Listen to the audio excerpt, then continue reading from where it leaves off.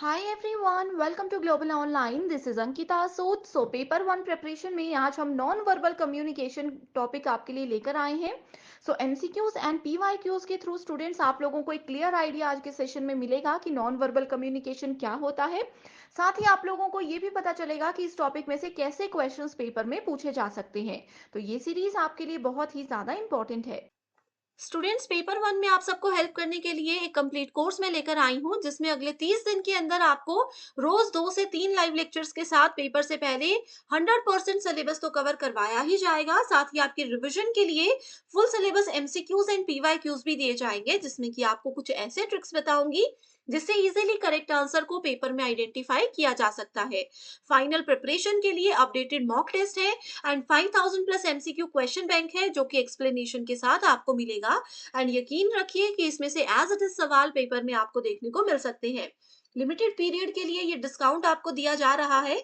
इसके लिए आपको गिवन नंबर्स पर व्हाट्सएप के थ्रू कॉल या मैसेज करके पूरी जानकारी लेनी है। साथ ही स्टूडेंट्स, फ्री वीडियोस और मॉक टेस्ट के लिए ग्लोबल ऑनलाइन ऐप को डाउनलोड कीजिए। स्टोर सेक्शन पर सर्च बार में आपको लिखना है कोर्स का नाम। कंटेंट पर जाते ही आप देखोगे कि यूनिट वाइज फोल्डर्स हैं, जिससे कि आप कभी भी किसी भी यूनिट से अपनी रिवीजन को स्टार्ट कर सकते हो। आपके स्टेट के अलावा अदर स्टेट्स के पीवाईक्यूज भी हम आपको देते हैं प्रैक्टिस के लिए, ताकि आपको अपकमिंग एग्जामिनेशन के लिए एक आइडिया मिल जाए कि किस लेवल के सवाल पूछे जा रहे हैं।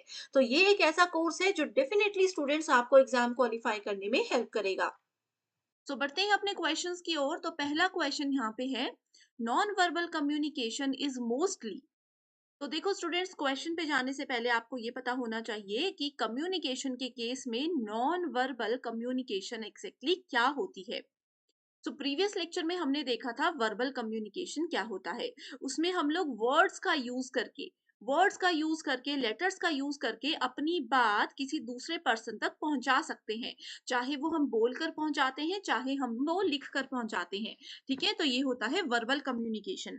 दूसरा है नॉन वर्बल कम्युनिकेशन, जिसको कि अशाब्दिक संचार बोला जाता है। इसमें हम लोग वर्ड्स का, लेटर्स का यूज नहीं करते। इसमें हम लोग इशारों से बातें करते हैं। ठीक है।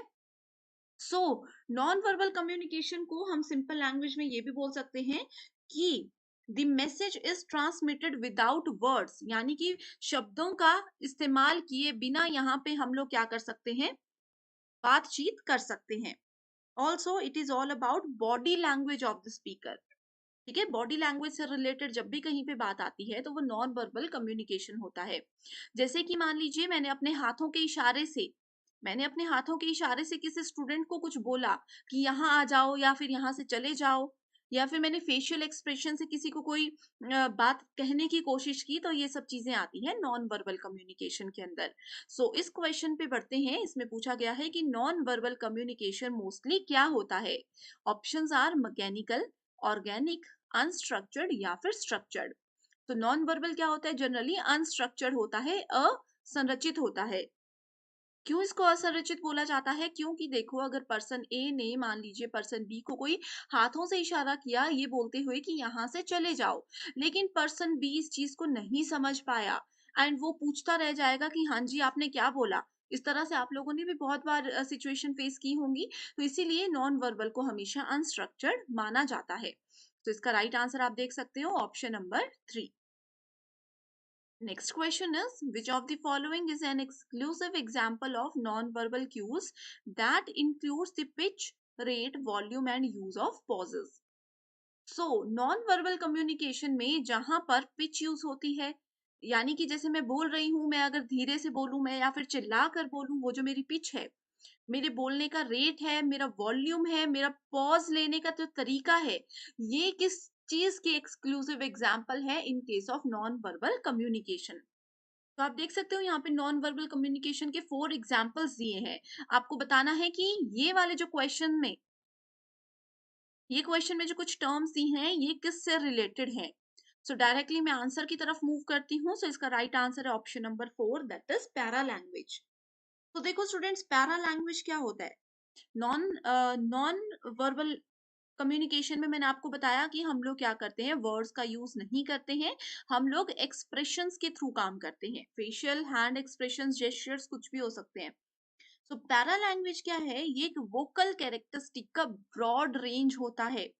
जो कि बहुत सारे एक्सप्रेशंस को हमें कंट्रोल करने में मदद करता है, स्पीकर के एटीट्यूड को प्रेजेंट करने में मदद करता है। ठीक है, अब जैसे कि मान लीजिए ए पर्सन बी को कोई बात पहुंचाना चाहता है, उसको कोई इशारा करना चाहता है, तो पैरा लैंग्वेज हमें मदद करती है जानने में कि ए किस सिचुएशन में है।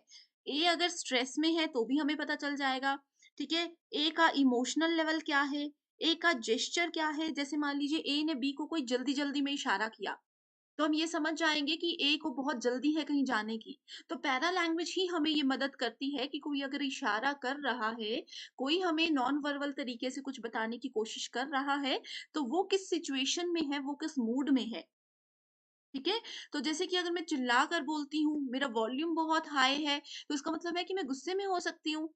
वहीं अगर मैं बहुत पोलाइटली आपसे बात करती हूँ, तो इसका मतलब है कि मैं बहुत अच्छे मूड में हूँ। मैं बिल्कुल नॉर्मल जो एक इंसान का मूड हो सकता है वैसे हूँ। ठीक है, तो एक स्पीकर की, यानी कि बोलने वाले का मेंटल लेवल क्या है, क्या वो कॉन्फिडेंस में है, क्या वो गुस्से में है, क्या वो घबराया हुआ है, इस तरह की जो भी चीजें होती है, ये चेक करने में हमें पैरा लैंग्वेज मदद करता है, उसके pitch, rate, volume and pause की मदद से। ठीक है, अब पैरा लैंग्वेज के अंदर कुछ और कैरेक्टरिस्टिक्स भी आती हैं। ठीक है, कैरेक्टरिस्टिक्स नहीं बोल सकते इसको, एस्पेक्ट्स बोल सकते हैं। जैसे कि पहला एक्सपेक्ट आता है फेशियल एक्सप्रेशंस, दूसरा आता है उनका जेस्चर, तीसरा आता है उनका आई कांटेक्ट, चौथा आता है किसी पर्सन का साइलेंस यानी कि उनका चुप रहना, पॉज, पिच यहाँ पे हमने देख लिया है। ठीक है, प्रॉपर वर्ड स्ट्रेस। कई बार क्या होता है, कोई पर्सन एक वर्ड पे बहुत ज्यादा फोकस करते हुए बोलता है, इसका मतलब क्या है कि वो सामने वाले को बताना चाहता है कि इस चीज पे आप ध्यान दीजिए। ठीक है, तो वो चीजें इंपॉर्टेंट होती हैं, ये सारी किसके अंदर आती है, पैरा लैंग्वेज के एस्पेक्ट्स के अंदर आती है। सो आई होप ये कॉन्सेप्ट आप बिल्कुल क्लियरली समझ चुके हो। अगर ये वीडियो आपको पसंद आ रही है तो आप मुझे कॉमेंट करके बता सकते हो। तो बढ़ते हैं अपने अगले क्वेश्चन की ओर। यहाँ पे आप देख सकते हो स्टेटमेंट बेस्ड क्वेश्चन है। पहली स्टेटमेंट बोलती है signs and symbols have internal relations to produce meaning. So जैसे कि हम साइन लैंग्वेज में बात करते हैं, सिंबल्स के साथ किसी से बात करते हैं, तो किसी भी वर्ड का मीनिंग प्रोड्यूस करने में उनमें इंटरनल रिलेशनशिप्स होते हैं।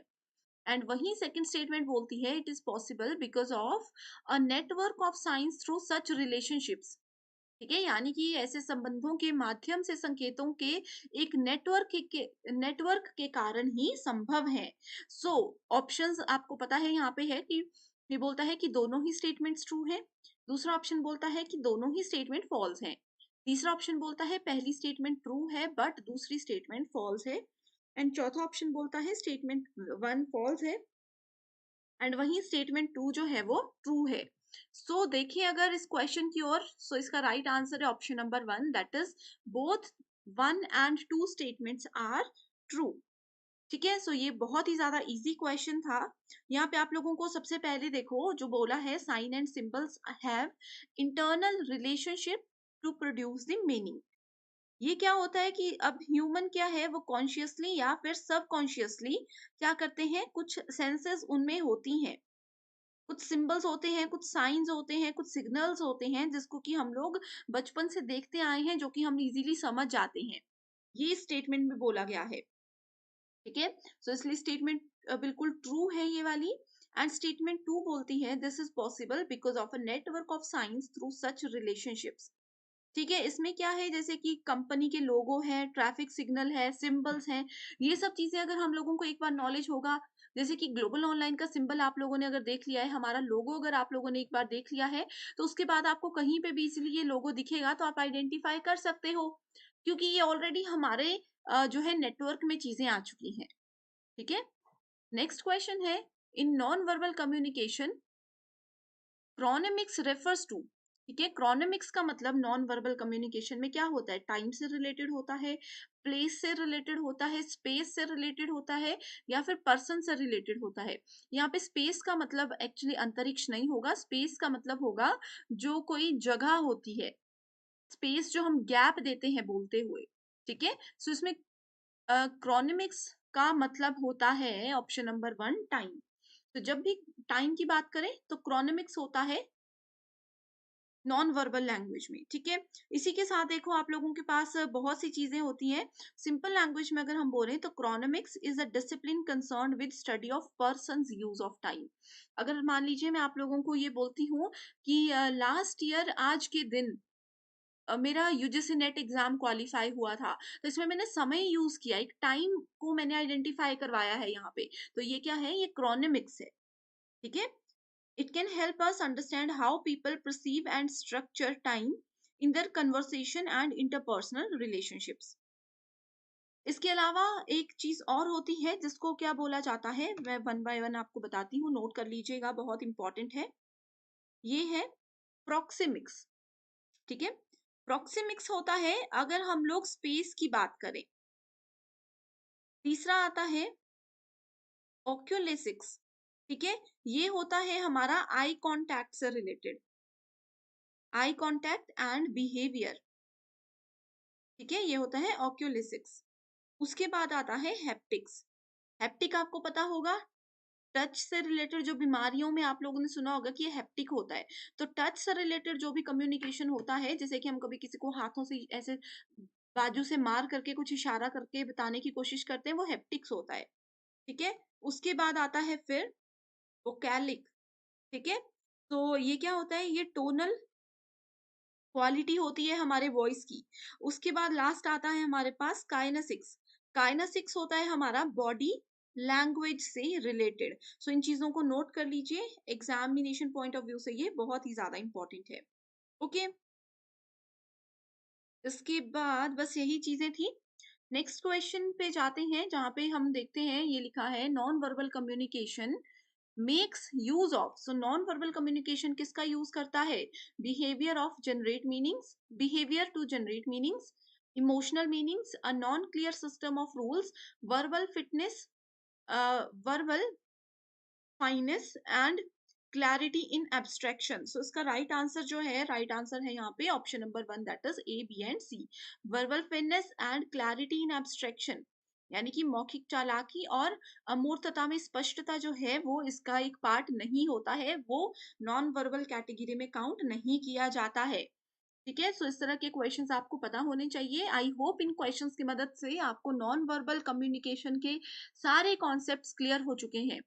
अब ये 5 क्वेश्चंस के बेस पर आपको एक लास्ट होमवर्क क्वेश्चन मैं देती हूँ, जिसका आंसर हमेशा की तरह कमेंट आप करोगे। मुझे पता है आप ये कॉन्सेप्ट समझ चुके हो एंड इसका आंसर आपको आता होगा।